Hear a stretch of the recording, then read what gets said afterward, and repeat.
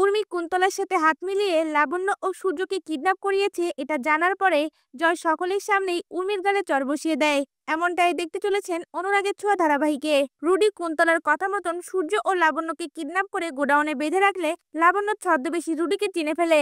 এদিকে সূর্যের জ্ঞান ফিরে আসার পরে সূর্য নিজেকে একটা অন্ধকার রূপে বাধা অবস্থায় দেখতে পায় আর নিজেকে সেখান থেকে ছাড়ানোর চেষ্টা করে। অন্যদিকে রুডি লাবণ্যকে ঘুম পাড়িয়ে রাখার জন্য এক গ্লাস দুধ নিয়ে তার কাছে যায় আর বারবার তাকে খেতে বলে। লাবণ্য তখনই বলে ওঠে, আমি জানি এই দুধটা খেলেই আমি ঘুমিয়ে পড়বো, আমি এখানে থাকতে চাই না, আমাকে প্লিজ তোমার বড় মার কাছে নিয়ে যাও। আর তুমি তো সোনা দিদির বর, তুমি কেন এমনটা করছো? আর তুমি কেন এমন ড্রেস পরেছো? কথাটা শুনে রুডি অবাক হয়ে যায় আর বলে ওঠে, আমাকে এই ছদ্মবেশী অবস্থাও তুই চিনে ফেলেছিস? তোকে তাহলে বাঁচিয়ে রাখলে চলবে না, তোকে তো মরতেই হবে। এরপর রুডি জোর করেই সে দুধটা লাবণ্যকে খাওয়ানোর চেষ্টা করে।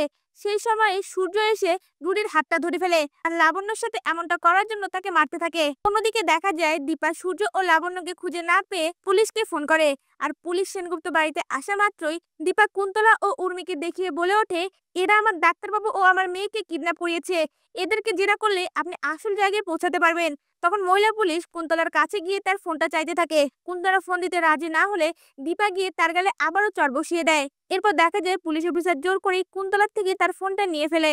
তখন কুন্তলা মনে মনে বলতে থাকে, এখানে তো রুডি আমাকে ফোন করেছিল, এখন আমি কি করব? এই কথাগুলো ভেবে ভয় পেতে থাকে। এদিকে পুলিশ অফিসার ফোন চেক করে একটা আননোন নাম্বারে অনেকবার কথা বলতে থাকে কুন্তলাকে আর সেই নাম্বারটাই ট্র্যাক করে। এরপর দেখা যায় দীপাকে সঙ্গে করে নিয়ে পুলিশ অফিসার সেই লোকেশনে পৌঁছে যায়। এদিকে সূর্য ছদ্মবেশী রুডিকে ইচ্ছে মতন মেরে তাকে চেয়ারের সাথে বেঁধে রাখে। তখনই দীপা পুলিশ অফিসারদের সঙ্গে সেই গোডাউনের মধ্যে ঢুকে পড়ে। এদিকে লাবণ্য তার বড় মাকে দেখে অনেক খুশি হয়ে যায় আর সাথে সাথে বলতে থাকে, বড় মা আমাদের বাঁচাতে এসে গেছে, বড় মা বলে ডেকে ওঠে। সাথে সাথে দীপা ছুটে লাবণ্যর কাছে যায় আর তাকে জড়িয়ে ধরে। তখন লাবণ্য বলে ওঠে, ভালো মা, তুমি আমাদের এখান থেকে উদ্ধার করতে এসেছো? তখনই দীপা বলে ওঠে, হ্যাঁ মা, তোকে উদ্ধার করতে এসেছি। এরপর দেখা যায় দীপা তার ডাক্তারবাবুর কাছে গিয়ে দাঁড়িয়ে বলে ওঠে, ডাক্তারবাবু আপনি ঠিক আছেন? আর সাথে সাথেই সূর্যকে জড়িয়ে ধরে। এতে করে সূর্যের পুরনো স্মৃতিগুলো আবসা আবসা মনে পড়তে থাকে। এরপর দেখা যায় দীপা চোখ পড়ে চেয়ারে বেঁধে রাখা ছদ্মবেশী রুডির দিকে আর সাথে সাথে দীপা চমকে ওঠে আর বলে ওঠে, রুডি তুমি বেঁচে আছো? এরপর দেখা যায় রুডিকে থানায় ধরে নিয়ে আসা হলে রুডি নিজের মুখেই বলে দেয় উর্মি ও কুন্তলার কথাই এই কাজগুলো সে করেছে। সূর্য এই কথাগুলো শুনে উর্মির উপর অনেক রেগে যায় আর সাথে সাথে লাবণ্য ও দীপাকে নিয়ে সেনগুপ্ত বাড়িতে আসে।